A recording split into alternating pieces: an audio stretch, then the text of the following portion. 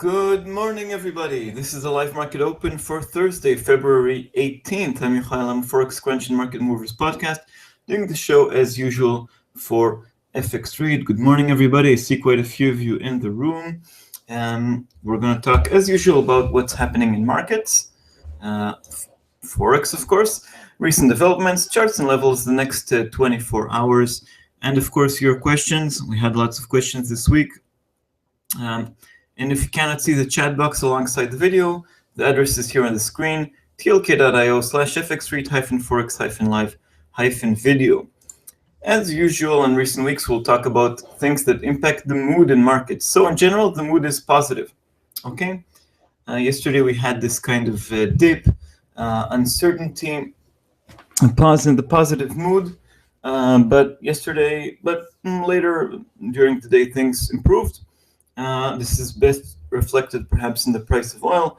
The Iran-Iraq meeting I mentioned yesterday followed the Saudi-Russian meeting, where they talked about freezing oil production. This resulted in sort of empty declarations as I see it, but talk about, Iran said, of course, we'll freeze oil once we reach the pre-sanction levels. And Libya said, we have currently trouble. Once we resolve our trouble and we reach the previous levels of productions, then we'll freeze it. That means I see it quite meaningless, but at least there's a spirit of cooperation, and that helps oil. Another thing is that we had the API inventories. They also sort of a preliminary release towards today's real release of crude oil inventories, and that was also positive for oil. It showed a drawdown. But it was also, of course, the big event yesterday was the Fed meeting minutes. In general, it was very balanced, and despite being cautious, they left the door open for everything, okay? So let's talk about that main event of the week. It was unfortunately quite boring. I hope most of you didn't waste your time on it. I still think it's meaningful going forward, but the reaction in market to that event yesterday at 7 p.m. GMT was weak. So what did we have there? We had the Fed talking about more uncertainty. They seemed a bit confused. Okay, that was sort of the negative thing, because they see tighter financial conditions. They see risks to inflation coming from weaker oil prices, of course, and a stronger dollar, making imports more expensive. We already knew that. We also heard from them that regarding employment, they still see things as quite solid. So it's all okay on that front. They did mention growth was weakening, exactly like in the statement. Perhaps another interesting thing that was maybe a bit hawkish, a bit positive, or a bit good in general, not really hawkish, but they said that they don't see the good correlation between everything that went on in markets in January, also until a few days ago, and the real economic conditions, which they see as better. Okay, so that was sort of more positive, but in general, they did manage to keep a balanced picture, and they didn't manage to ruin the mood. Okay, so the mood remained positive. Okay, during the night, then we had the Chinese data, inflation data. It was mixed. Inflation remains low. And the CPI was at 1.8, a bit worse than expected, but PPI was quite bad, minus 5.3, but a bit better than expected. It didn't ruin the market mood as well. A few figures that we had yesterday, and they did have an impact on markets. So the UK jobs report came out slightly better than expected. The only bad thing was that the unemployment rate remained at 5.1, but wages were just a bit above expectations. That was good news. And the number of jobless claimant count change for January was significantly better than expected. So it did give the pound a boost. We'll look at charts quite soon. Housing data in the in the US was mixed as always. They said if they don't go in the same direction, it doesn't make a difference. But at the same time, we had the producer price index, and that came better than expected significantly, and with upwards revisions as well. So it was good news. I mean, it's a secondary inflation figure. It's not CPI. It's not what consumers pay. It's what producers pay. But nevertheless, good news. It's sort of a small indicator that inflation is picking up, giving the Fed perhaps more certainty. Okay, these are all figures for January, and U.S. industrial output was also a small beat for January, but December's figure was revised to the downside, so it wasn't so meaningful. But all in all, I think we are beginning to see a trend of improving U.S. figures. Okay, not all of them, but we had retail sales coming out better than expected, PPI better than expected. So we're moving from a situation where we have terrible figures one by one to I would say 60% better than expected and 40% worse than expected, and that's an improvement as I see it. In general, the first quarter of 2016 looks much better than the last quarter of 2015. In Australia, last figure for now, the jobs report was a miss. Australia lost jobs more than expected, 13,000, and the employment rate rose to 6% from 5.8, also a disappointment. But and also the composition, many full-time jobs were lost and a few part-time jobs were gained, but this is the first disappointment after 3 excellent months, so we are seeing it on the charts, but not so devastating. But let's begin from the Australian jobs report. Yesterday, the good mood in the market sent Aussie dollar all the way to 71.85, and with this jobs report and the mixed inflation figures, we had it fall around 71.40. Okay, we're currently at the lows. I have a question here from Jax. What kept the Aussie from falling harder? Well, in general, the market mood is positive. Stocks are rising. Stocks advanced in Asia. Stocks are opening more positively here in Europe, and also in the United States, we had positive stock markets. This supports a stronger Aussie. And in general, remember that despite the weak jobs report, it's the first disappointment and not a terrible one after 3 positive months. So I would say these 2 reasons: better mood in markets and first disappointment after 3 months. Another thing to remember is that the unemployment rate in Australia rose from 5.8 to 6%, but that was accompanied with a rise in the participation rate, which is a good thing on its own. I mean, more people are participating in the job in the workforce, so it's not that bad. So we are seeing the Australian dollar falling, but it's not a devastating fall. Okay, let's get back to the top. Euro dollar generally grinding a bit lower, but very, very much in range. Better mood in markets means no demand for the safe haven euro. Again, it's not a one-way street, but in general, we are seeing euro dollar depressed. We're already, if we compare to the highs, we're 240 pips down, above the lows of 111.20, 111.10 we reached yesterday. Very, very stable euro. I don't like it at all. We're back to those days before the leap that we had a very stable euro. I hope it's very temporary and we have some kind of movement. Anyway, the range that I see in euro dollar is 110.70 is strong support, and 112 is some kind of resistance.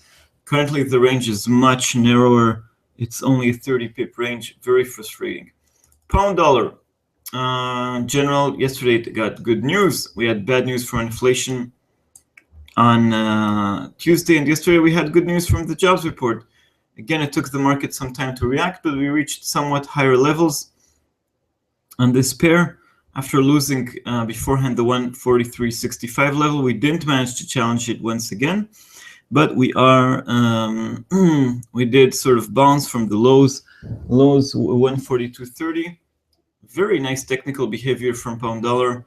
It bounced exactly on the lines, keeping a safe distance. Also this morning, sliding a bit, but in general, very stable. 142.81, resistance at 143.65 and 142.30 are the lines to watch. Dollar yen. Yesterday, the mood was somewhat more positive. This morning, it's a bit less, perhaps, or some kind of strengthening of the yen against the dollar. Not a huge move. Also here, 113.80 almost. 113.40 was the low. Resistance, well, weak resistance, 114.25. High resistance yesterday, at 115.25, not moving fast either. Okay, so we're off the lows because the market mood did improve from Friday last week, but not going anywhere fast. Also here, see here a few comments. Again, the Kiwi dollar is keeping up. Out of Kiwi, hit my target 100. It gave me long. Okay, nice. Making profits. Okay, we'll reach the Kiwi as well, of course. And let's continue with dollar CAD. Dollar CAD falling, of course. The Canadian dollar enjoying the rise in oil prices. This talk about more and more countries cooperating. Of course, they're cooperating with conditions. They're ready to freeze production once they reach the maximum, but markets are ignoring it at the moment. So dollar CAD fell below 137.20. Support here at 136.20. Good days for the Canadian dollar. Let's jump to oil because we talked about the loonie. 31.25. Yesterday did some zigzag. We're off the lows of 26, of course, seen last week. And yesterday we already fell, under 29. Currently we're sort of well above 31. Well above 30, sorry, not well above 31. We did see it break above the initial reaction to the Russian-Saudi deal. Okay, so we did break above 31.50, but we didn't go too far from there. All right, anyway, it's relatively higher ground for WTI crude oil and also for Brent. Okay, we talked about the Aussie dollar. Let's talk about the Kiwi. Kiwi fell under 65.80. This line isn't that strong anymore. Perhaps we should adapt our lines here. This would perhaps be better support at 65.50. It's a rounder number as well. But anyway, we bounced back to an area where the pair loves, 66.50 more or less. 67 as resistance, followed by 67.40. Nothing significant out of New Zealand. In the past 24 hours, in general, we had a bad week for the Kiwi dollar. Falling milk prices for the fourth consecutive time. Retail sales were weak. Inflation expectations were weak. And Prime Minister John Key also talked down the Kiwi. But the better market mood helps Kiwi dollar maintain its range. Okay. I see a comment. 6% is still a good figure given commodities have been trashed for months and compared to, say, Spanish unemployment rate. Yeah, indeed, that's right. The Australian economy perhaps may be slowing down, may be coming off the boil, but in general, it's doing really great. Low unemployment rate, high participation rate, very high standard of living in the land down under. One of the best countries to live in, I guess. Question here, what's happening with dollar CAD? I think I answered that question. It's falling because of oil prices. But if you have some kind of follow-up, I'll be glad to talk about that. Let's continue with dollar Swiss under parity, but a bit higher, moving a bit higher. 99.50, perhaps some kind of resistance. I don't find it too interesting.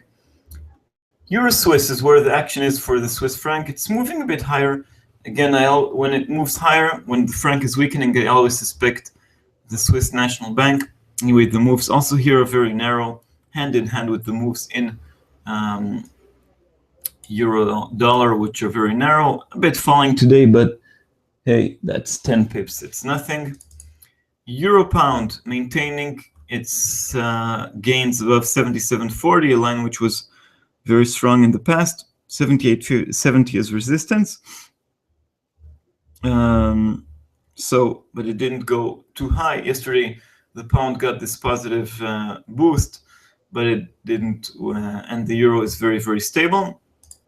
Euro yen sliding a bit lower. The euro is very stable. Yen is strengthening just a bit, so we're here above support, perhaps 126.60. The range is becoming more narrow. In general, volatility has slowed down. Okay, but one pair that always moves quite a lot, even if volatility is lower, is pound yen. currently 162.50. Under resistance worked very nicely here at 163.80.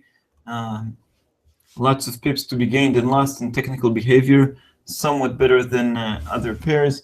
Resistance at 166 also worked very nice, and support at the round number of 160, which is not only a round number, but where the pair found support. So the dragon is performing quite nicely. Comment here, Euro Swiss, been trick trading. Yeah, not my favorite pair, to say the least. But we have nice technical behavior here on pound yen. And yeah, let's take another look at euro dollar, not going anywhere fast. All right.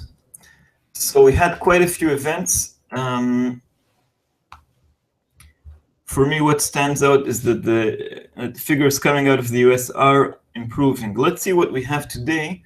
We also have some figures out of the US, but let's start with what happens after the show. We have a speech from BOE member. I think his name is John Cunliffe. I don't know if I'm pronouncing it correctly. Anyway, this could move the pound. BOE members have been relatively bearish lately, so it won't be a surprise hearing that, but maybe with the stronger wages, he might be more optimistic. Not expecting too much from him. What I am expecting to move markets just a bit is the ECB meeting minutes. Why? Because last time they did have more of an impact than they usually do. The problem with these meeting minutes is that they are late, okay? We're 1 month or 4 weeks, to be more precise, after the ECB meeting. So many things happened since then. Yeah, ECB talks. I don't know. I'm not aware of any scheduled remarks, but there are so many ECB members, and they might be talking to newspapers, so we might have headlines coming out. But the meeting minutes in particular, yeah, once again, it's a document like with the Fed that is prepared and revised and edited, but it could still give us more insight about what the ECB is planning to do in March. Draghi's speech earlier in this week made it very clear that they will prefer action over inaction. What we heard last week from Jens Weidmann, the hawkish member, the German member of the ECB, about also ready to act, also made it clear. ECB meeting minutes can provide perhaps some more information about their worries about inflation, about the tools they could use. Usually it's a bit vague, but what we'll most likely get to see is the amount of support for action, okay?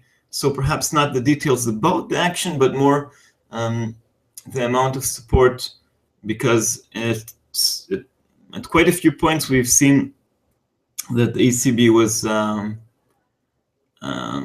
sort of divided between doves and hawks, Draghi being a big dove, but the rest, the German bloc, not so supportive, okay? So let's see if things change, okay? And then we have some figures from the United States, the US jobless claims, again at 1:30 GMT, and let's see what's expecting us. I didn't mention a few other figures. Current account from the Eurozone, I don't expect it to be huge. Initial jobless claims from the US, well, we don't have expectations, but it's worth mentioning that last time it came out better than expected. It finally fell from the 280, 290 range to back to the better levels, 269. Let's see if this prevails, okay? Also worth mentioning is the Philly Fed Manufacturing Index, okay? That stood on minus 3.5, expected to tick up just a bit, but remained in negative territory. A disappointing figure will not be such a disappointment because we know that the manufacturing sector isn't doing well. But it's also worth watching because it's a figure for February. Okay, it's very, very fresh. Regional from a small area, but still very fresh. Also at 3 GMT, the CB leading indicator. It's composed of many other figures, so it's not usually a big surprise. A small downtick is expected. I would say that the jobless claims is the most meaningful event today. Yesterday we had more important events from the US, and tomorrow we have the big inflation figure from the United States of America. And at 4 GMT, 5 here in the old continent, we have the crude oil inventories. They're expected to fall That means be supportive of oil, but we always have surprises with that. If we have a big fall in oil, it'll be good for markets, even though it's less supply and not more demand. Then we could see more pressure on the euro and the yen, and positive commodity currencies, first and foremost the Canadian dollar. If we see a rise in inventories, it's of course a bad mood, a bad indicator for markets, bad one, and we could have more safe haven flows and things like that. All right, so these are the events for today. Yeah, I would say ECB meeting minutes could be interesting, perhaps more interesting than the Fed meeting minutes that we had yesterday that didn't live up to expectations in terms of market action, at least immediate action. And the US jobless claims is the most interesting event. Any questions, any specific charts or other questions you want me to talk about? In the meantime, let's do a recap of what we had this week so far and what we have tomorrow. So on Monday, we had actually bad news from Asia, but it was with better market mood. It was seen as good news. Why is that? Because if we have weak figures from various countries, that means there's more readiness to introduce new monetary policy. Okay, so we had Japanese economy contracting more than expected. Bad news for the Japanese economy, but perhaps more action from the Bank of Japan. We had Chinese trade balance show a big fall in exports and also imports, but also there it could mean more stimulus. On Tuesday, we had weak inflation figures from the United Kingdom, but this was balanced by better than expected jobs report. And we had the German zoo economic sentiment barely escaping negative ground. So that was sort of okay. Yesterday, we had the better than expected UK jobs report, better than expected PPI PPI figures. Housing was mixed. The Fed meeting minutes were cautious, and Australian jobs report disappointed. And today we have the oil inventories aforementioned. Tomorrow, another UK figure, the retail sales always moves the pound, and inflation figures from the US. What the Fed is mostly worried about, we'll get some answers to that. I see here a comment about pound dollar. Let's take a look. Pound dollar break to the upside. Well, at the moment we aren't seeing anything.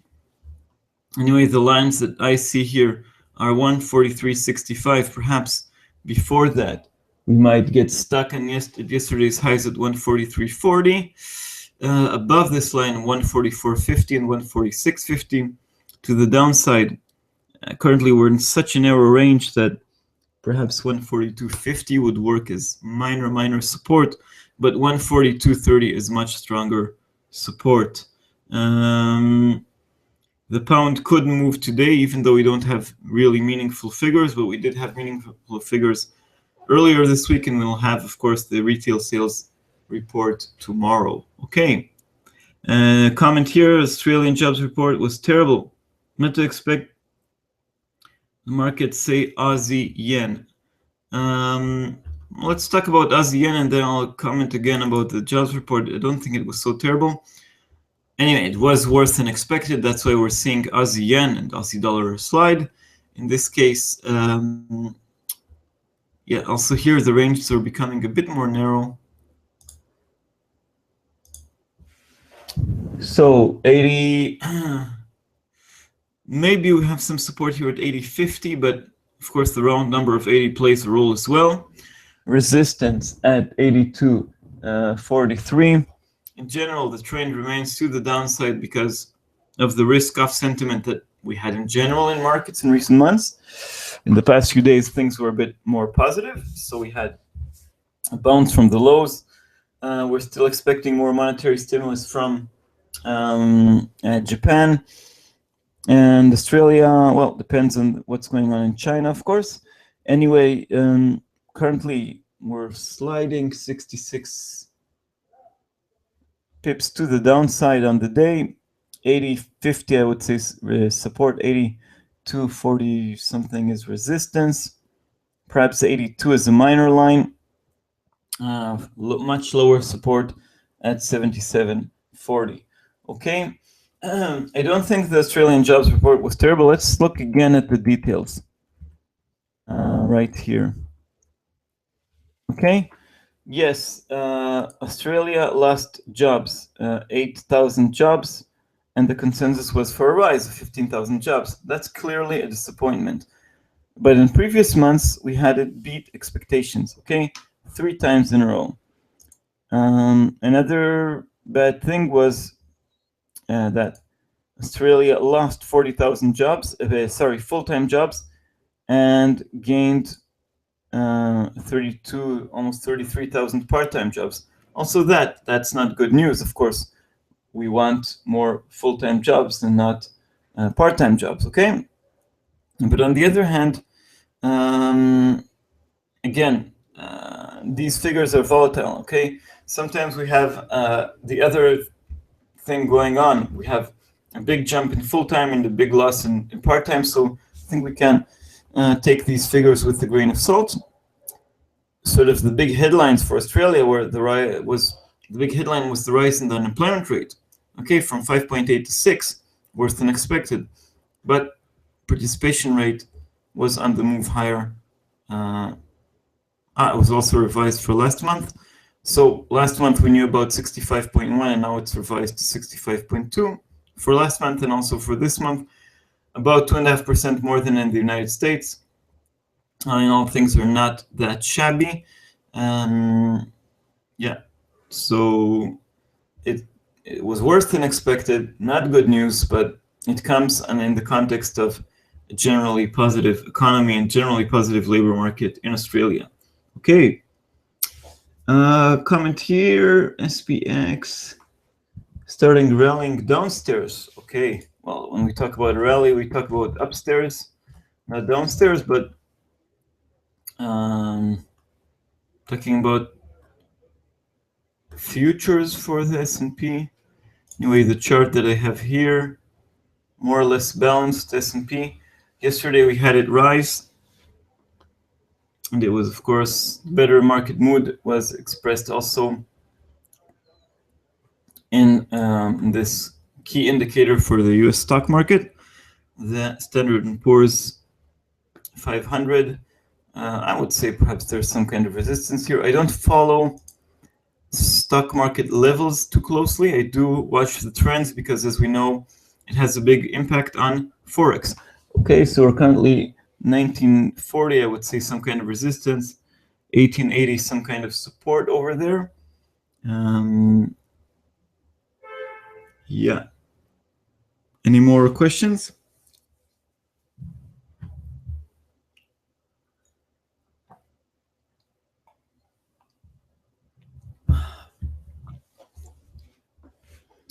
Let's take another look at euro dollar. Not going anywhere fast.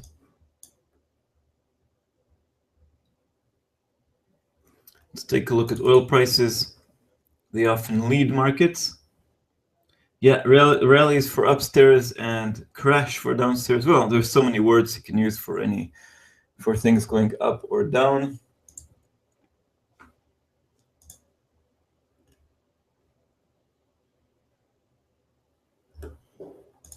Any more questions?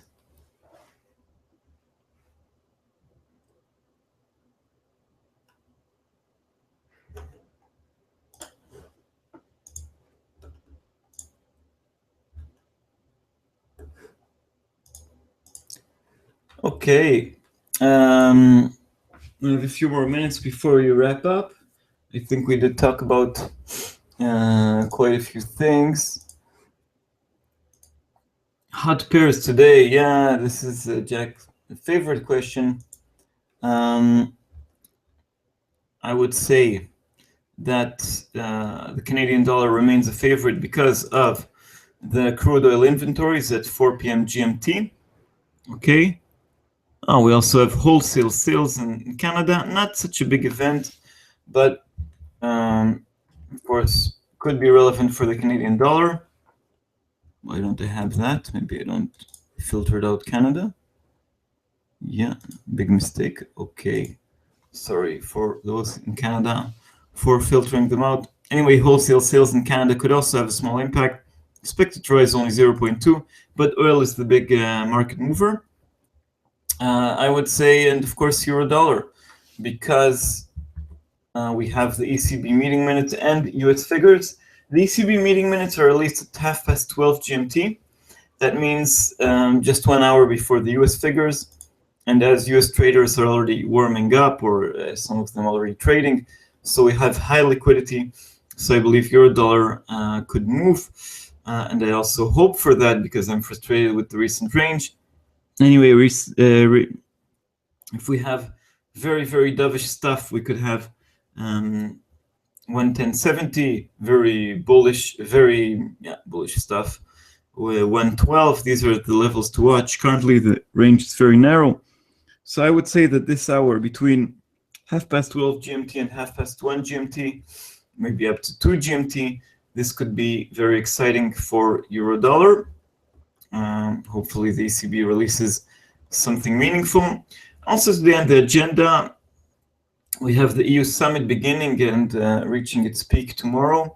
That means for the pound, if we have any meaningful headlines about the EU referendum, if we have an agreement about what Germany and other countries are ready to give Britain, to keep Britain inside, we have some good news from there. It's supposed to be pound positive.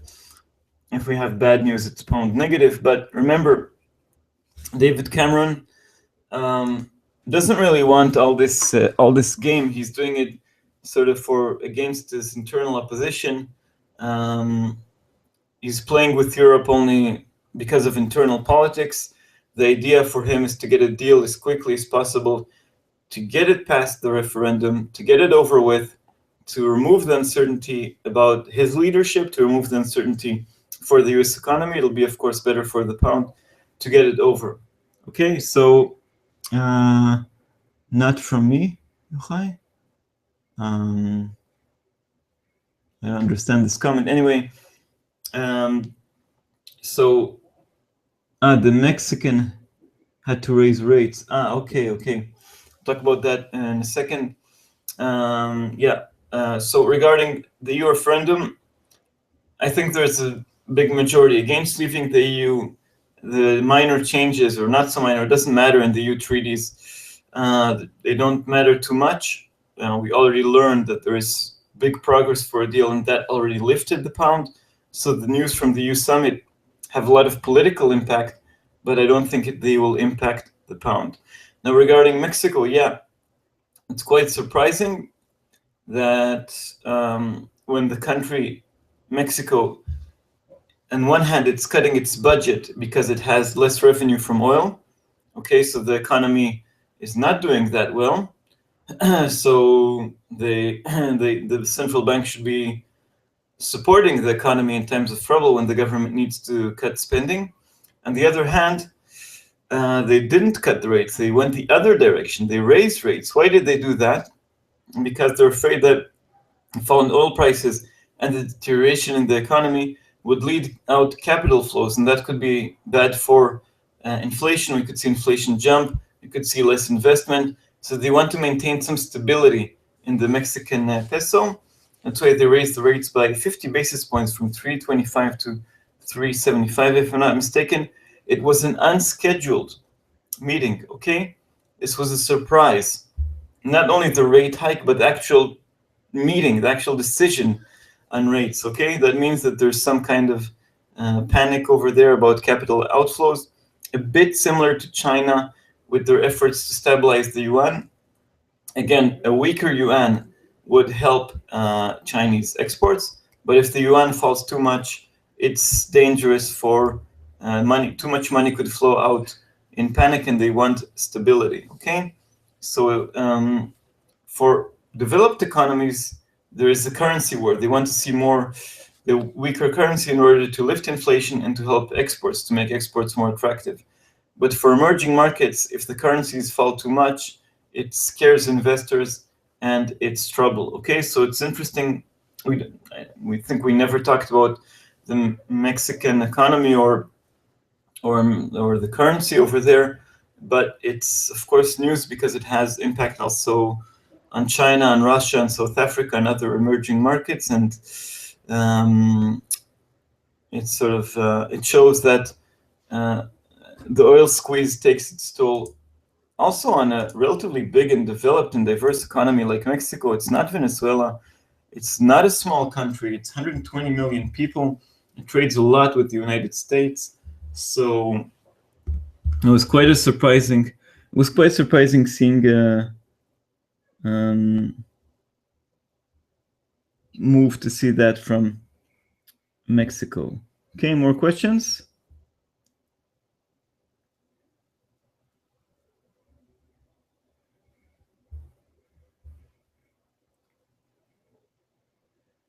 Okay.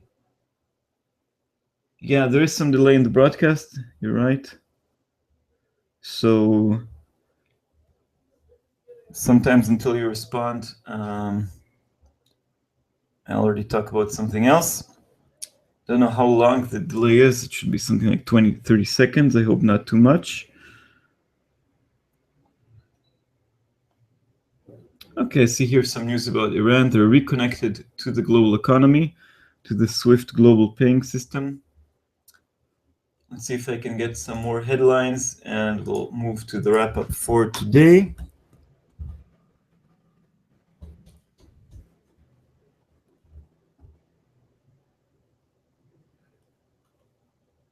Spanish trade balance. I don't think it's that interesting.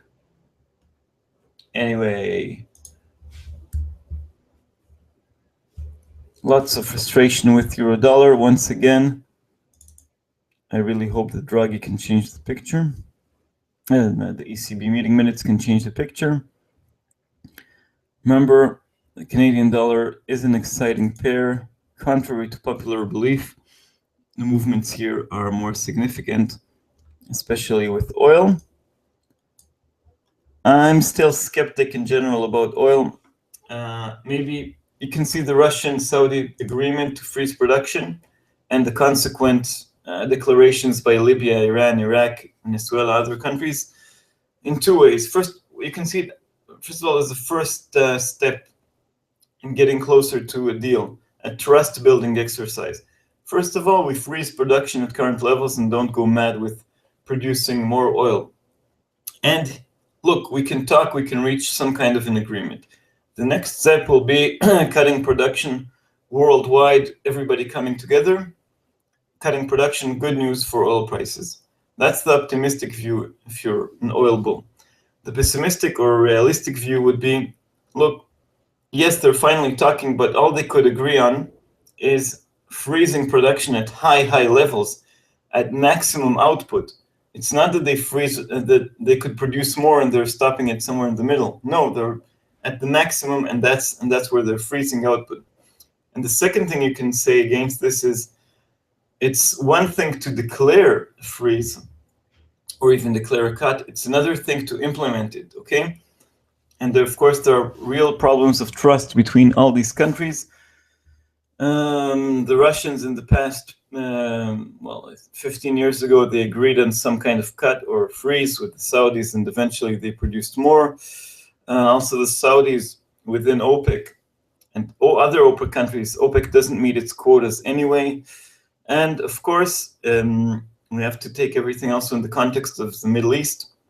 Iran and Russia are on one side of the Syrian war. They support the regime of Bashar al-Assad, and Saudi Arabia is opposing him. So, and also other Gulf countries. So, have to perhaps the key to reaching a cut in oil production would be to reach some kind of agreement on Syria. Okay.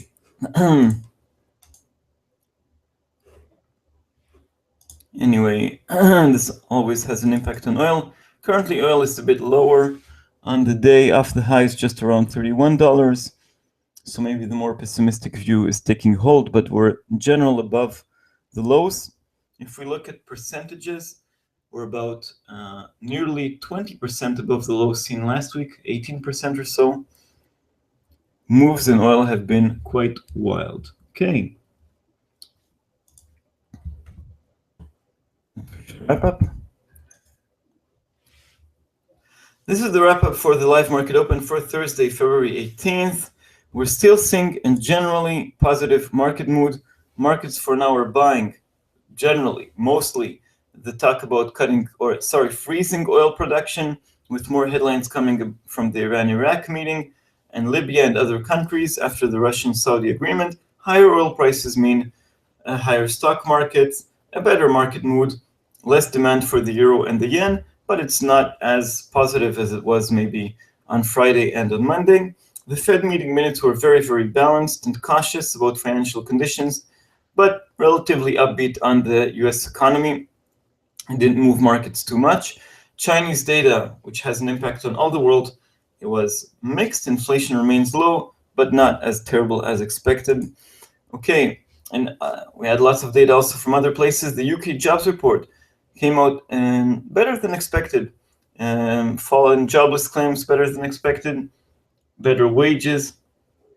That sort of helped the pound stabilize after the weak inflation data. We had mixed housing data in the United States, but better inflation figures from the PPI, the second-year figure. Tomorrow we have the CPI. Industrial output was mixed, not as terrible as expected. In Australia, we had a disappointment. Jobs were lost in the land down under. A rise in jobs was expected, but this comes in the context of 3 excellent beats. Okay, today, just after the show, we have a speech by a Bank of England member. The big event for today, 12:30 GMT, ECB meeting minutes. Let's see how united the European Central Bank is regarding action in March. We know they are determined. We know that Draghi is very determined, but we don't know how much support he has. I believe he has more support than markets believe. But let's see about that. Jobless claims at 1:30. Last week they came out better than expected. Let's see if it was a one-off or if things prevail. We also have the US Philly Fed Manufacturing Index. A small improvement, but at negative ground is expected at the same time at 1:30 GMT. And crude oil inventories at 4. It's usually on Wednesday. This time it's on Thursday. It should be, we're expecting a fall in oil inventories, and it could be positive for the mood, but you really never know. Watch out for crude oil and for distillates as well. Okay, let's look at the charts. Euro dollar remained in a frustrating range, very, very narrow, 30 pips today. Levels to watch 110.70 and 112. Pound dollar just under 143, 143.65 and 142.30 strong support. Dollar yen looking a bit weaker, 113.20 and perhaps 114.50, perhaps more resistance, but looking quite choppy over there. Dollar CAD, interesting pair, 136.20 is support. 137.20 is resistance. Canadian dollar improving on oil prices. Aussie dollar sliding on the weak jobs report, but not going too far. I would say the 70 line, of course, is very, very strong support, and 72.20 is resistance. Kiwi dollar, generally better mood in markets, help the Kiwi recover from the weak figures it had following milk, retail sales, inflation expectations. We have a wide range of 65 to 65.50, to 67. That sort of defines the wide range of the Kiwi. Before we head off, I see a question here about how do you see the Aussie dollar and euro odd today? Well, Aussie dollar is under a bit of pressure because of the jobs report, but remember, it wasn't that terrible. It all depends for now, for the next few hours, not on Australian figures, of course, because it's not morning time anymore in Australia, but on the general mood in markets, oil prices, talk about stock markets in Europe, stock markets in the US. If everything goes positive, it's positive for the Aussie. If things go negative, it's negative for the Aussie. Okay, battling 71.40, but 70 to 72.20 are the really big lines to watch. And Euro Aussie also reflects market mood. Why? Because the euro is a safe haven, not as strong as the yen, but euro is a safe haven, and Aussie is a risk currency. So we've seen the pair moving higher, finding here resistance at 156, but again hesitating here because it wasn't that terrible, the jobs report. If we have more bad news, we have a potential to break higher to reach 158. But if we have an improvement in the mood, I mean, well, in an okay mood, we could have it slide back down. Maybe we can add a line of support right here at 154.80. Okay, so everything depends now on the mood. In general, the pressure is on against the Australian dollar because of the jobs report, but it's not devastating. Okay.